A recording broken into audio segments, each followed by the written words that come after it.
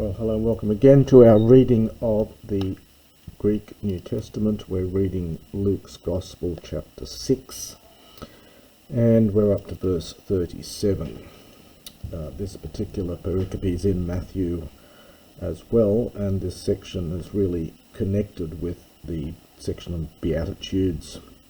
Kai me krinete, kai ume krithete. So we get two little sentences here, each with a negative and then a double negative, one active and one passive. So this is an imperative here, kai krinete kai ume krithete, and do not judge, and you will not be judged. So ume plus the subjunctive is an aorist subjunctive here for a strong negative. So do not judge, and you will not be judged. Kai me kata dikadstete, kai ume kata dikasthete. Now, dikasdo or kata dikasdo here means to condemn. So do not condemn, and you will not be condemned. Again, aorist passive subjunctive here. Apolite, which means to set free. Kai apo lu theste, and you will be set free. So we get a future passive here from apoluo. Didote, it's a present infinitive here from didomi, give, and dothesetai, who mean it will be given to you. We get this rather interesting metaphor here, which is probably connected with corn. So it says, metron kalon pepies menon, sesalumenon, huper ek kunomenon, dosu si es ton kolpon humon. So a beautiful measure, so a good measure. Pepiasmenon is from piesdo, which is to press down. So I think the idea is here that the corn is pressed and then shaken, and then it's part of the process of preparing the corn. So good measure, pressed down, sesalumenon, from saluo, to shake, so shaken. Huper ek kunomenon, another participle, we get three of these in a row, from huper ek kuno. The kuno is a later form of heo, chi epsilon omega. It's the classical word.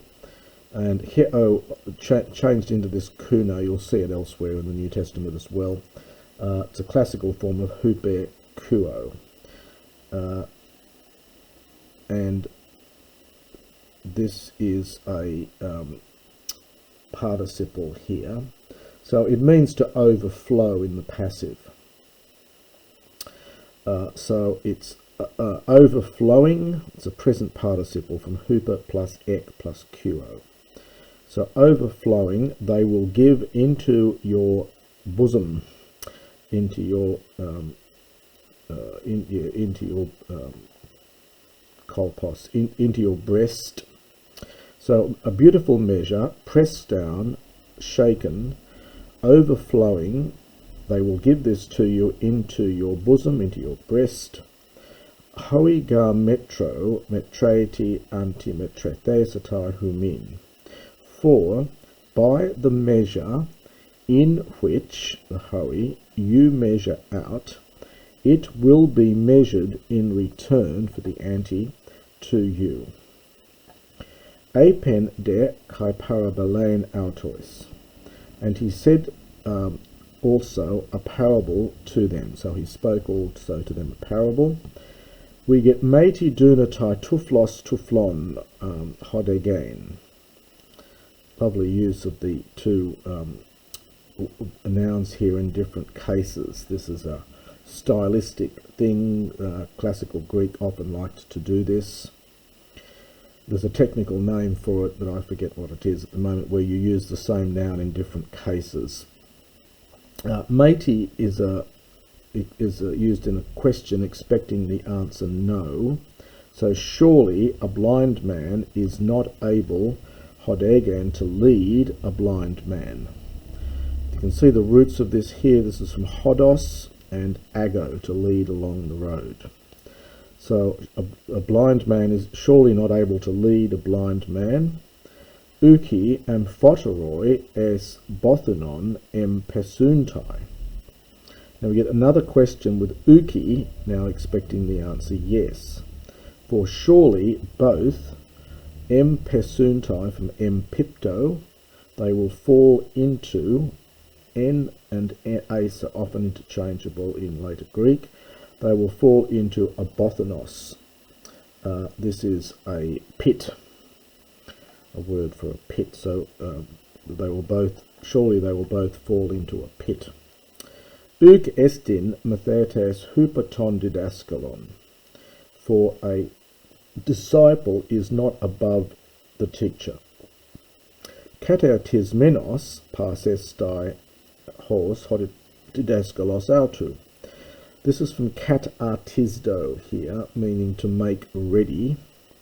This is the perfect passive participle here, so having been made ready, so having been finished off, having completed their education perhaps. Each one, that is each pupil, will be like his teacher. So when he's finished his training, he will be like his teacher. Ti deblepes hoc kaphos to en to ophthalmo tu adelphus su. Why do you see the kaphos? Now kaphos in earlier Greek, it could mean a twig. I think by this stage it means something more like a splinter, a tiny piece of wood, perhaps a splinter. So why do you see the splinter, the one in the eye of your brother? But u katanoes, you do not spy, you do not notice the tan dokon. It's a second declension feminine noun. It's often translated beam. This means a large block of wood in your own eye. Pos dunasai legain to adelpho su. Adelphe aphes ek balo to kaphos to ento ophthalmo su. Autos tain ento ophthalmos su dokon u blepon. Hypocrita. Ek bele proton tain dokon ek tu ophthalmus su. Kai toti diablepses to kaphos to ento ophthalmo tu adelphu su ek balain.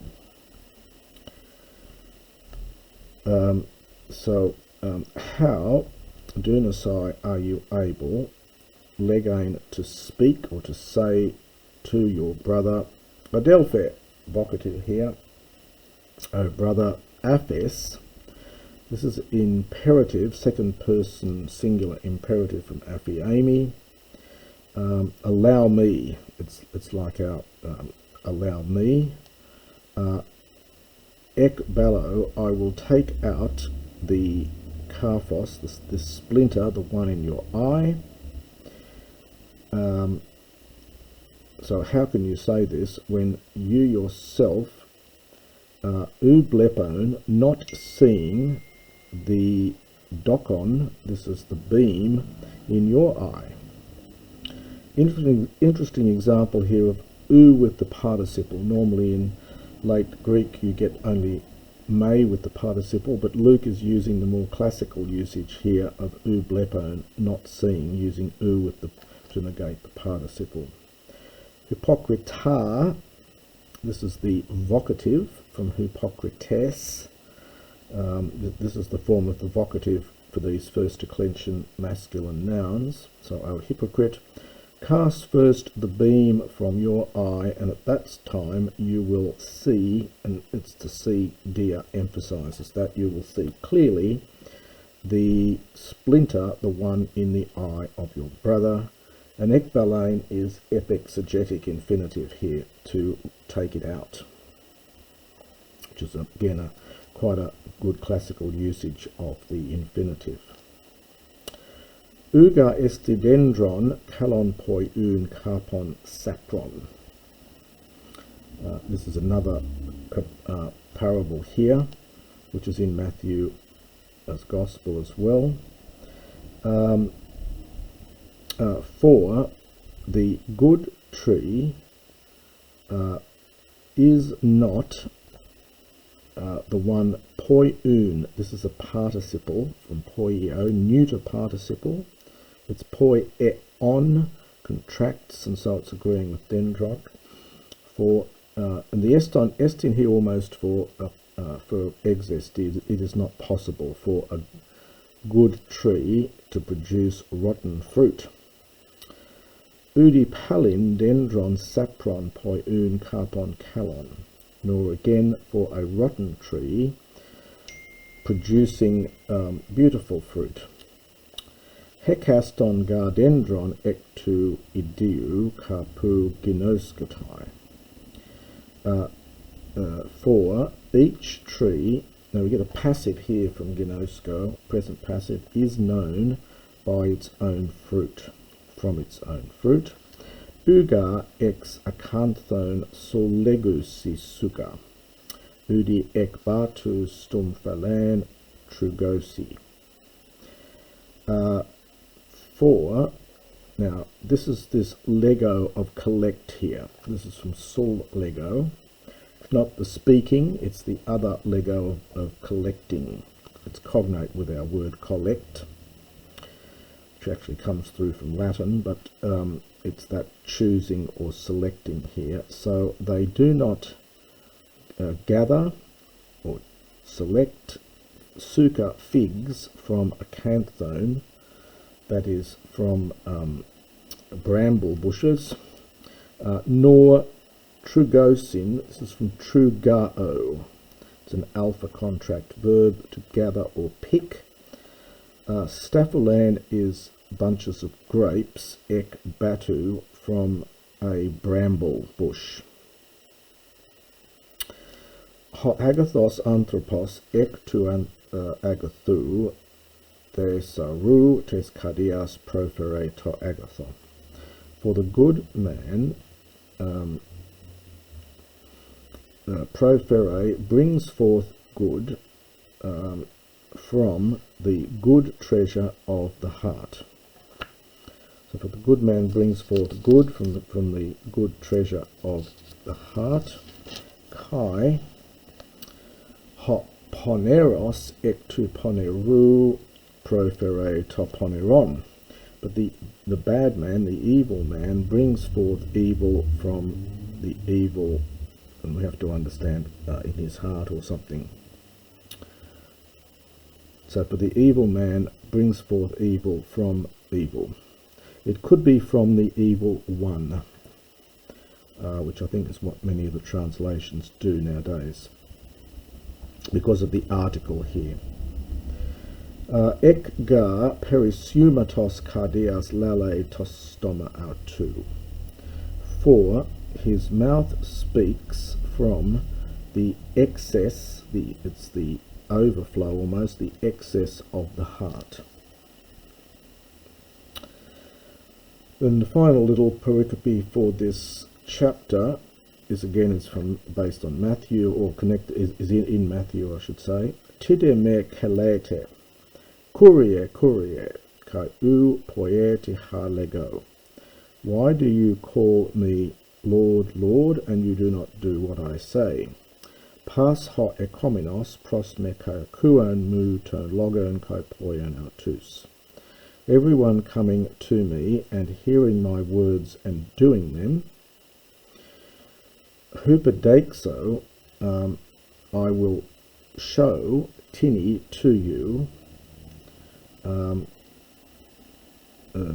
to what thing he is like. So I will tell you what that one is like. Homoias estin anthropo oikodomunti oikian.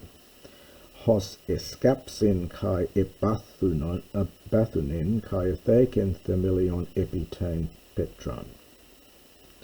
He is like to a man building a house who, escapsin is from scapto, to dig, and this is from bathuno, to make deep. This particular bit I don't think is in Matthew actually. It's interesting to compare them. So who digs and makes a deep hole for the ebathanin, and he places themelion. Themelion is foundation. Foundation on the rock, epiten petran. Pleimores de genomenes pros erexen hopotamos te oikia ekene, kai uk iskusan salusai auten dia tokalos oikodomes thioten. Now, pleimures is this is it's a first declension feminine noun. It's an alpha pure. It's pleim and mura. Plain and mura. It means flood or high water, inundation. It's connected etymologically with pimplami. It's that plame root from pimplami, to fill. So it literally means a filling up. But here, obviously, a flood. It's only here in the New Testament, and it's only once mentioned in the Septuagint, in the book of Job. And we get a genitive absolute here. So there, a flood having occurred, Hopotemos, the river, pros erexen, this is from pros plus regnumi, to break against it. So we might say to smash against it. So the river smashed against that house, and it was not able, that is the river, salusai, to shake it, from saluo, diato, and we get diato plus infinitive, and the subject goes into the accusative. So because it, that's the house, oikodomestai, this is a passive infinitive here, was built from oikodomio, kalos is built well. Hode akusas kai me poiesas homoios estin anthropo oikodome santi oikian epiten gen choris themeliu. Hei pros erexen hopotemos kai euthos sune pesin kai agenito toregma tes oikias ikenas mega. But the one hearing and not acting is like to a man, and then in the dative participle, having built an oikian, a house, epitein gain, upon the land, without themeliu, without foundation. Choris takes a genitive. And the against which, for the hay here, we're going to take the pros out of the verb here, and it's really going with this hay, and it's feminine, agreeing with oikian. So against which the river breaks, or bursts upon, and immediately sone pesen, from sompipto, it falls. Kai egenetoto regma. Regma is a rek. It's from reg. It's connected with regnumi again. It's the same root we get in this verb here, regnumi, to break. So it's the breaking, the wreck, the ruin, the collapse of that house was great. The this meaning of regma in the sense of a wreck is only here. It's normally used of things like breaking an arm, breaking a leg, or tearing of clothes. We get our word rag is etymologically connected with this, but the word does occur in the Septuagint, but generally not with this kind of meaning that we're seeing here. So anyway, here the wreckage of that house was great. And that's the end of chapter 6.